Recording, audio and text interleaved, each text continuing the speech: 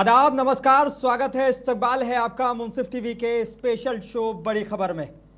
आज की बहस बिहार की सियासत के उन बंद दरवाजों पर जहां आज अमित शाह नीतीश कुमार से मिले, पर सवाल खुले हैं कि अंदर क्या डील हुई है, बंद दरवाजों के पीछे आखिर क्या बात हुई है।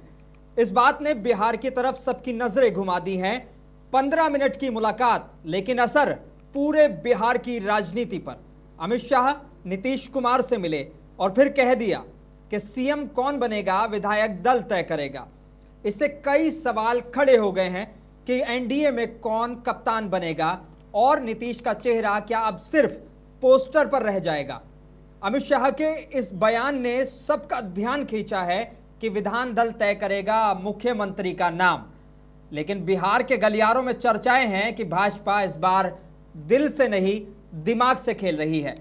बंद दरवाजे के पीछे हुई बात दरअसल भविष्य की दिशा तय कर सकती है। अब सवाल यह है कि क्या नीतीश पर भरोसा है या भरोसे पर नीतीश का खेल चल रहा है।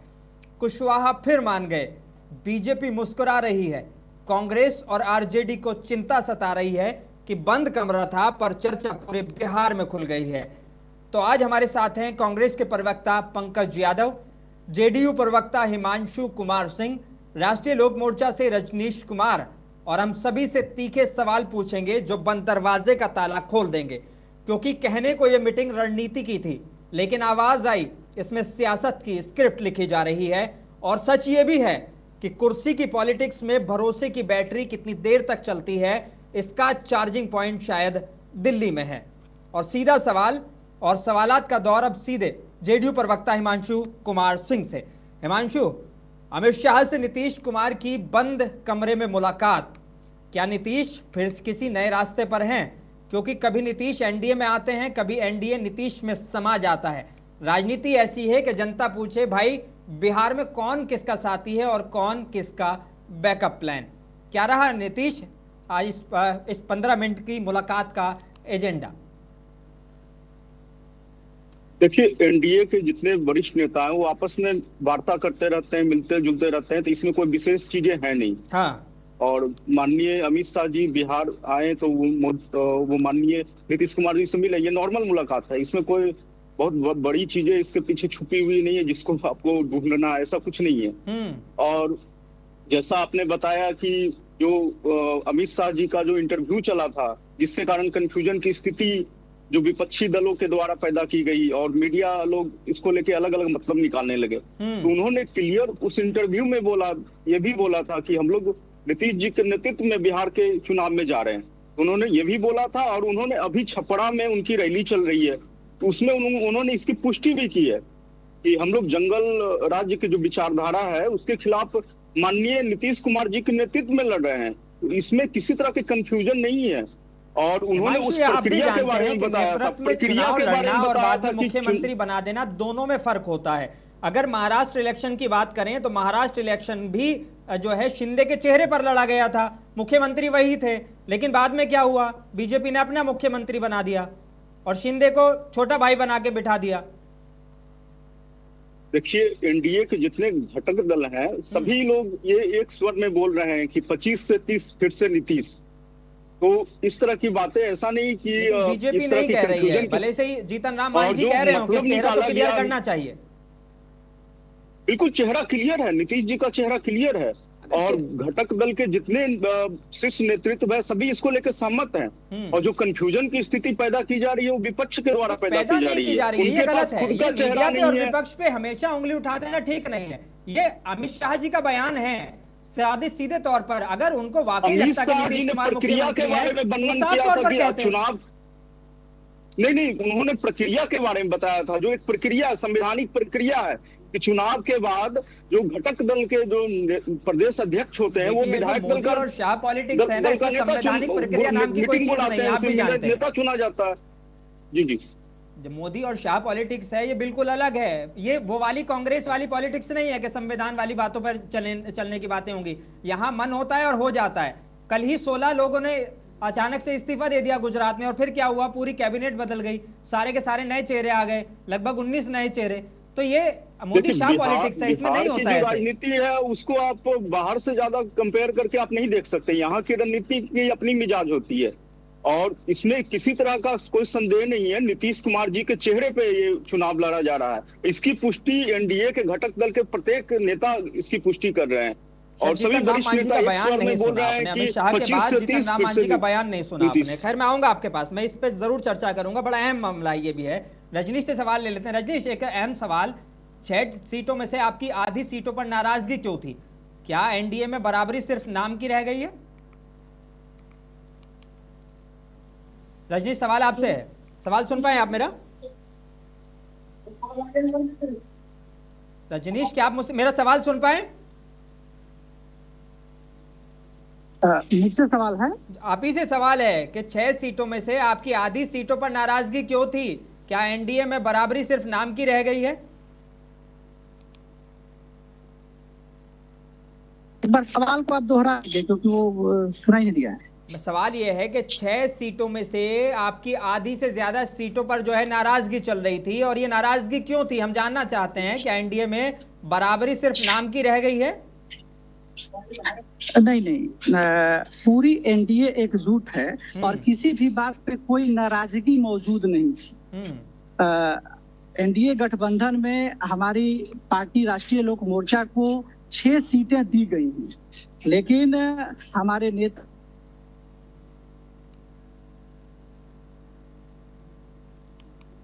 जी, क्या सुन पा रहे हैं मुझे? क्या सुन पा रहे हैं आप मुझे? कोई टेक्निकल इशू है? हाँ, बिल्कुल सुन पा रहे हैं। तो अपनी बात पूरी करें, मैं सुन रहा हूं आपको।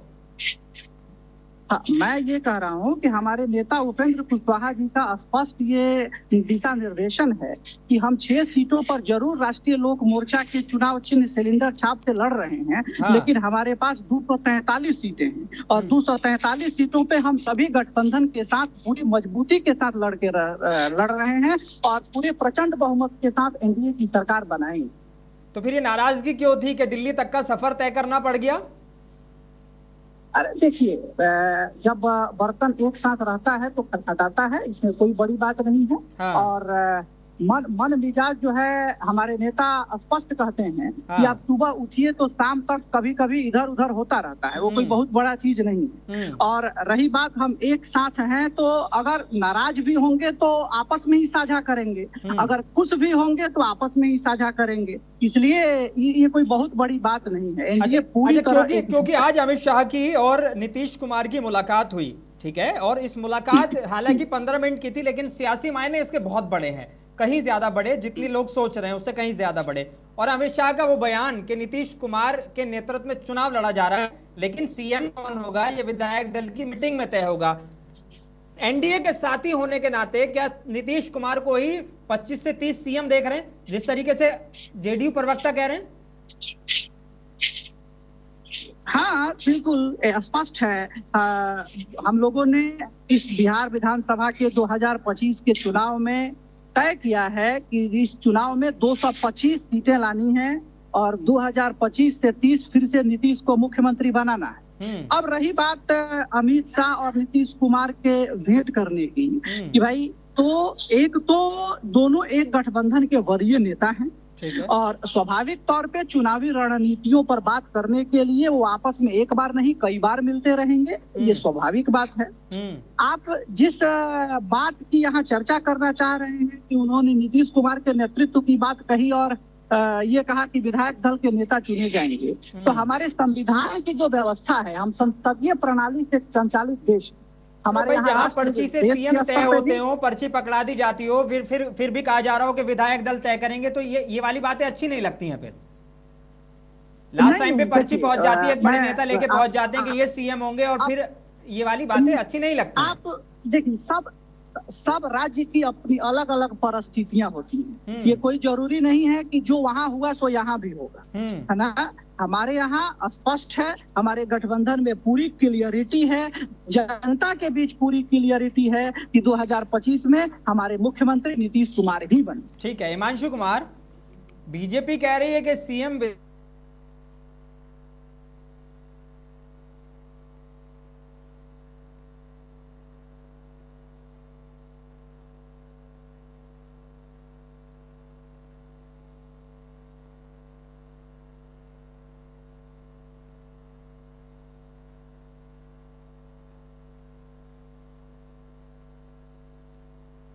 में बोला है वो भी क्लियर है। हाँ। तो इसको लेके कोई भी संशय नहीं है कि नीतीश कुमार जी के मुख्यमंत्री को लेके वो निश्चित तौर पे हमारी जो एनडीए की सरकार आएगी तो उसमें वो हमारे जो अभी हम लोग चुनाव लड़ रहे हैं सारे घटक दल हैं जो नीतीश कुमार जी के चेहरे को लेके आगे जा रहे हैं। उन्होंने 20 सालों में जो बिहार का विकास किया है, यहाँ के जनता को ही अपना परिवार माना है, तो नीतीश कुमार जी नेतृत्व कर रहे हैं। तो निश्चित तौर पे ये है कि जब हमारी सरकार आएगी तो नीतीश कुमार जी ही हमारे मुखिया होंगे और इस बात को लेकर थोड़ा भी कंफ्यूजन नहीं है, जैसा कि क्रिएट करने का प्रयास किया जा रहा है। और जो उन्होंने बोला था कि ये संवैधानिक एक प्रक्रिया है जिसके माध्यम से चुनाव के बाद जो विधायक दल होते हैं वो अपना नेता चुनते हैं, ये क्रिएट करने का प्रयास नहीं किया जा रहा है। क्योंकि जब कई हम पिछले चुनावों में हो या आमतौर पर नेताओं के भाषणों को जब हम समझने की कोशिश करते हैं तो उसके पीछे का रीजन होते हैं, कोई ऐसे ही नहीं बोल देता है। अगर जैसे आज भी एनडीए में ठीक है, अगर मान लीजिए कि नीतीश के नेतृत्व में चुनाव लड़ा जा रहा है, लेकिन कांग्रेस में और जो है आरजेडी में यही कंफ्यूजन है।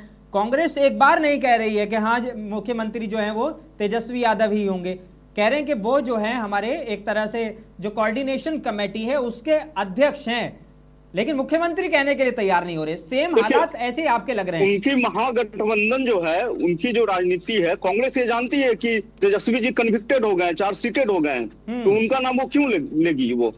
और दूसरी बात है कि उनमें सभी है जो अब जितने भी दल हैं वो उसमें आपस में अभी तक सीट बंटवारों को लेकर सारे लोग झगड़ा कर रहे हैं, सहमति नहीं बन रही है। तो अभी तक क्लियर हुआ ही नहीं है उनकी क्या विजन है, किस तरह से वो चुनाव में जाएंगे।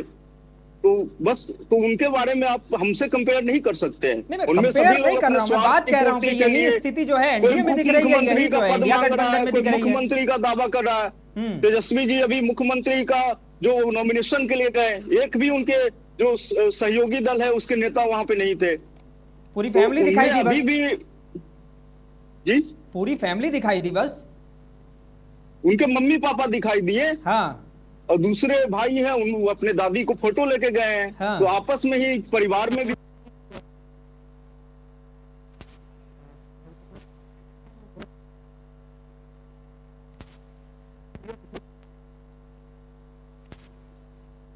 जो मुकेश साहनी जी 40 सीट मांगते थे, 35 सीट मांग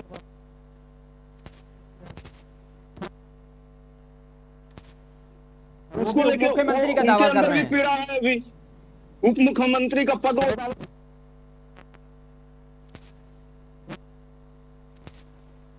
नीतीश कुमार बनने वाले हैं, कोई डाउट है अगर एनडीए जीतता है तो? बिल्कुल, अभी हमारे सहयोगी दल के प्रवक्ता उन्होंने भी इसको कंफर्म किया। हाँ।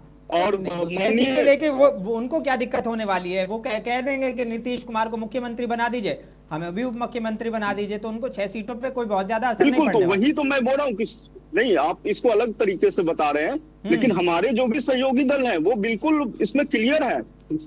25 से 30 फिर से नीतीश। तो हमारी जो गठबंधन है बिल्कुल एकजुट है और सारे कार्यकर्ता एकजुट है। ना तो चिराग पासवान ने कोई ऐसी बात कही कि 25 से 30 नीतीश कुमार, और ना ही आज अगर जीतन राम मांझी का आपने बयान सुना होता तो वो साफ तौर पर कह रहे थे कि अमित शाह जी को क्लियर करना चाहिए कि मुख्यमंत्री कौन होगा। ये जीतन राम मांझी कह रहे हैं, आप ही के सहयोगी हैं। जीतन राम मांझी जी बहुत ही वरिष्ठ नेता हैं, सम्मानीय नेता हैं, हमारे सहयोगी दल के हैं। और उन्होंने जो भी वो बोलते हैं तो वो जो स्थिति पैदा की जा रही है विपक्ष के द्वारा, तो वो अमित शाह जी से बोल रहे हैं कि आप मतलब और ज्यादा स्पष्ट कर दीजिए, पहले से तो स्पष्ट है ही। तो अमित शाह जी इस पे स्पष्ट भी है, अब वो और भी रैलियां अटेंड करेंगे उसमें वो स्पष्ट कर देंगे, अभी भी वो स्पष्ट किए हैं। तो बार बार उनसे एक ही चीज। ठीक है पंकज यादव जुड़ गए हमारे साथ, स्पष्ट है। ठीक है, पंकज यादव जुड़ गए, कांग्रेस नेता, विपक्ष के भी आप आ गए हैं। तो अब सीधे सवाल, पंकज जी, क्या कांग्रेस अब बिहार की राजनीति में देखो और इंतजार करो मोड पर है? महागठबंधन में अब भी सीट फॉर्मूला अटक गया है।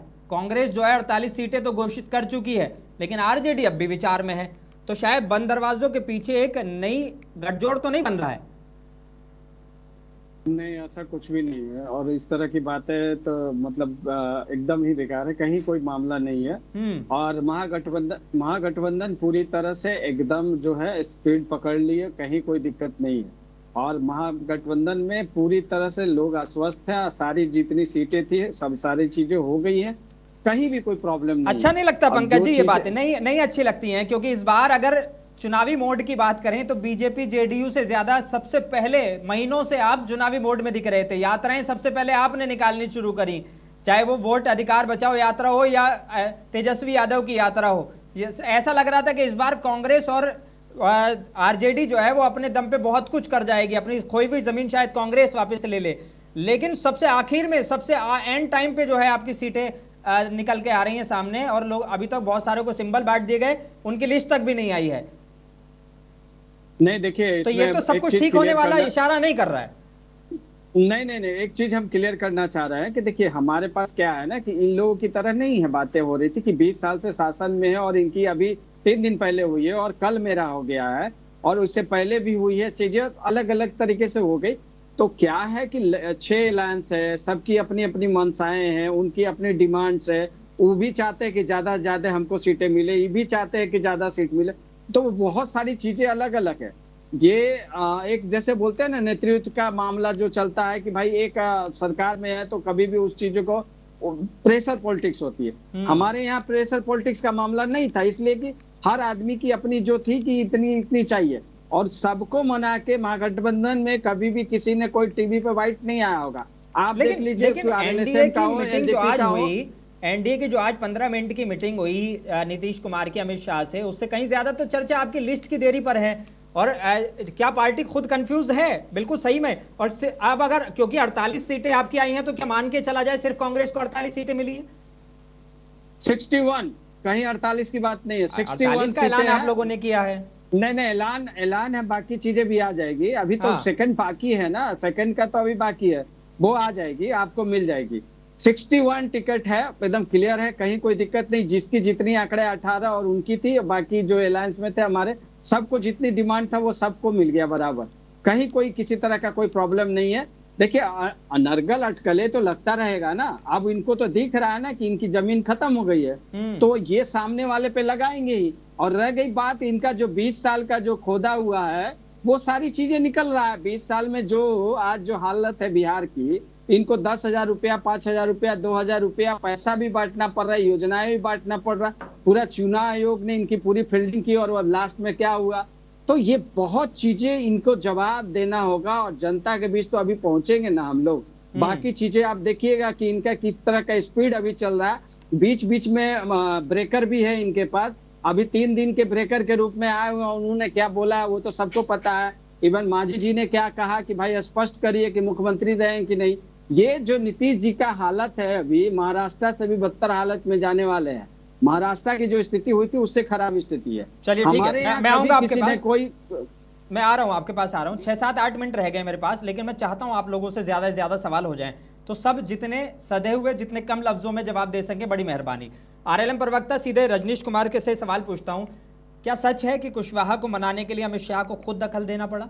क्योंकि कुशवाहा जी को मनाने में 3 नेता लगे हैं, तभी गठबंधन पटरी पर लौटा है। तो सवाल है कि बिहार में सीटों से ज्यादा अहमियत अब क्या सेंटिमेंट्स की है या सीएम की कुर्सी की?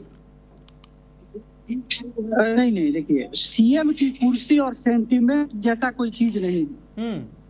हमारी पार्टी के नेता उपेंद्र कुशवाहा एनडीए के एक अभिन्न अंग हैं और हम सब लोग नीतीश कुमार को फिर से एक बार मुख्यमंत्री बनाने के लिए पूरी जोर शोर से लगे हुए हैं।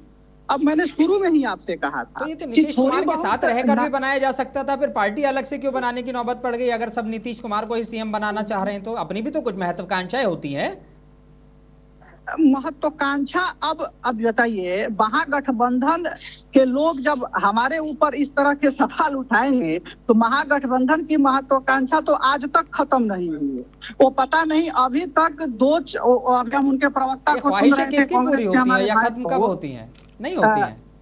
हमारे भाई जो हैं अभी कह रहे थे कि अभी पूरी लिस्ट जारी होगी जब सेकंड चरण का अभी है ना नॉमिनेशन, यानी ये नॉमिनेशन के दिन तक अपना लिस्ट जारी करते रहेंगे।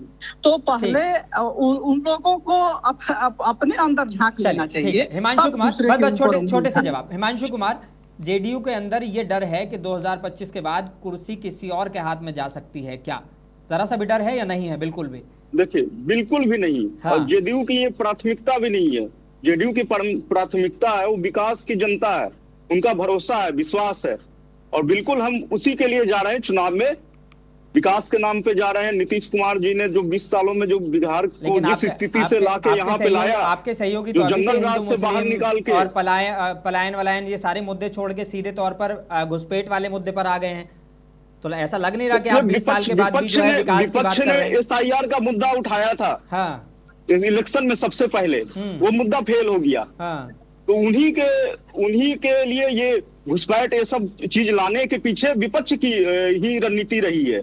बिल्कुल ना, तो वो SIR जो चुनाव आयोग का एक नियमित प्रक्रिया है, हाँ, उस पे उंगली उठाते ना, ये सब मुद्दा उभर के आता है। चलिए ठीक है, पंकज यादव, तो विकास के नाम पे वो जाना नहीं चाहते थे, विकास के नाम पर ही जाएंगे। ठीक है पंकज यादव, सिर्फ एक ही चीज, सवाल सुन लीजिए, आप भी अपनी बात कह दीजिएगा। नीतीश और शाह की मुलाकात पर आप हमला करते हैं, लेकिन क्या तेजस्वी और राहुल के बीच सब कुछ ठीक है? क्योंकि लग नहीं रहा है, आपका ऐसा लग रहा है कि जैसे अब भी असमंजस की स्थिति में है इंडिया गठबंधन। नहीं, देखिए, हम एक चीज पहला आपका सवाल का जवाब दे देते हैं कि कहीं भी किसी तरह का कोई अनबन नहीं है। इसलिए नहीं है कि आप कहीं भी सोशल मीडिया हो या मीडिया हाउसेस में कभी भी कोई नेता मेरा चर्चा नहीं किया। आप इनके सारे नेताओं का चर्चा नीतीश कुमार से लेकर सबकी हुई है। रह गई बात घुसपैठिया, इन्होंने कहा था कि घुसपैठियों को निकाल भगाएंगे। हम इतना पूछना चाहते कितने घुसपैठियों को इन्होंने निकाला? नहीं वही ना, SIR में घुसपैठिए नजर नहीं आए, लेकिन कल सीएम योगी कह रहे थे कि घुसपैठियों के जो है ये वोट हासिल करना चाहते हैं, फर्जी वोट हासिल करना चाहते हैं। हाँ, अभी जो 3 दिन के लिए अमित शाह जी आए हैं, तो पहला तो इन्होंने बम फोड़ दिया कि नीतीश कुमार सीएम, अगला सीएम नहीं होंगे, वो बाकायदा इन्होंने बता दिया। और ये सबसे बड़ा चीज है कि जिस तरह से बेरोजगारी, पलायन और जिस तरह की जो इन्होंने बिहार की परिस्थितियां बना दिया है, ये हालत ऐसी बिहार की बन गई है कि ये युवा बेरोजगार जो है। ठीक है रजनीश कुमार, महुआ सीट छोड़ने के बदले में MLC की कुर्सी, क्या ये सौदेबाजी नहीं है? नहीं, महुआ सीट छोड़ने के बदले में ये कहीं आपसे कौन कह दिया? हाँ, ये तो मैं जानना चाह रहा हूँ, किस तरह की खबरें हैं? नहीं, महुआ के बदले में हम पारू लड़ रहे हैं, जो मुजफ्फरपुर जिला में आने वाली सीट है। और रही बात MLC या बाकी सारे चीजों की, तो वो तो हमारी पार्टी के बीच का अंदरूनी समझौता है। पहले महागठबंधन अपने समझौता को बताए कि वो कौन सा समझौता आज तक कर नहीं पाया। बिल्कुल, सवाल यही आज तक यही सवाल याद रखिएगा, कांग्रेस प्रवक्ता से बिल्कुल यही सवाल होने वाला है। हाँ, आप अपनी बात पूरी करें। आज तक कोई बता नहीं पाया कि वो मुकेश सहनी के साथ क्या समझौता कर रहा है, वो तेजस्वी यादव राहुल गांधी के साथ क्या समझौता कर रहे हैं। ये महागठबंधन के पास कोई क्लियरिटी नहीं। ठीक है, हिमांशु कुमार, क्या नीतीश कुमार अब भी NDA के भरोसेमंद साथी हैं या दो नावों का सफर दोबारा शुरू हो चुका है? बयानबाजी इसी तरह की है और चर्चाएं भी बिहार में बिल्कुल इसी तरह की चल रही है। चर्चा तो कुछ भी हो सकता है, चर्चा पे किसी का रोक नहीं है। विपक्षी दल है वह चर्चा के आधार पे ही जा रहे हैं। उनका बस वही है कि लोगों में झूठ मूठ का प्रोपेगेंडा फैलाना और इन चीजों को लाना। यानी कि चर्चाएं बिल्कुल बेबुनियाद है। नहीं, बिल्कुल बेबुनियाद है। ठीक है, हम लोग NDA पूरी तरह एकजुट है और 25 से 30 फिर से NDA की सरकार, फिर से नीतीश। पंकज यादव, एक सवाल आपका, मैं आ रहा हूँ रजनी जी आपके पास। आपकी 48 सीटों में सिर्फ 4 मुस्लिम उम्मीदवार, क्या कांग्रेस अब कम बोलो कम लड़ो की नीति पर है? क्योंकि ऐसा लग रहा है कि मुस्लिमों को छुआछूत बना दिया गया है कि भाई इनकी तरफ को जो ज्यादा जाएगा वो हार जाएगा। नहीं, ऐसा कुछ नहीं है, हमारे यहाँ है। और अभी उधर का सीट खुला कहाँ है, किशनगंज कटिहार का अभी तो सेकंड फेज वाला जो मामला है उसमें आप दिख जाएगा, वो सारे आंकड़े दिख जाएंगे। ये पूरी तरह से हम लोग कहीं भी किसी भी कोई कह दे EBC से लेके OBC। दूसरी चीज, हम एक चीज अभी इनको कहना चाह रहे थे, जैसे भाई साहब ने बोला, आज जैसे चिराग पासवान जी ने क्लियर किया कि उनको माँ को राज्यसभा चाहिए, इनको MLC चाहिए, तो सरकार इनके पास है। तो हमारे यहाँ थोड़ी ऐसा कुछ है कि हम बांटेंगे इनको या कहीं देने वाले, हमारे पास तो सरकार ही नहीं है। ठीक है, तो सरकार वाले लोग ये बात कर सकते हैं और उनको जुड़ता भी है। रजनीश, एक छोटा सा सवाल, क्या RLM अब BJP JDU के इशारे पर चलने वाली सहयोगी बन चुकी है? देखिए, कोई किसी के इशारे पे नहीं चलता है ना। और हमारे उपेंद्र कुशवाहा जो नेता हैं, उनकी एक USP रही है कि वो कभी अपने सिद्धांतों से समझौता नहीं करते। एक बात मैं यहाँ जरूर कहना चाहूंगा कि विपक्ष एक जो ये प्रोपेगेंडा फैला रहा है कि नीतीश कुमार को मुख्यमंत्री नहीं बनाना चाहते हैं, ये विपक्ष का झूठा प्रोपेगेंडा इसीलिए है क्योंकि विपक्ष चाहता ही नहीं है कि तेजस्वी। हिमांशु, छोटा सा सवाल बस, ये सवाल अमित शाह से कीजिए। बिहार की जनता भी माननीय नीतीश कुमार जी को हिमांशु, छोटा सा सवाल, क्या ये मुलाकात बिहार में नीतीश जी। कुमार का लास्ट पॉलिटिकल पैचअप है? क्योंकि कहा जा रहा है कि उनकी बार बार उनके जो है सेहत पे सवाल उठाए जा रहे हैं।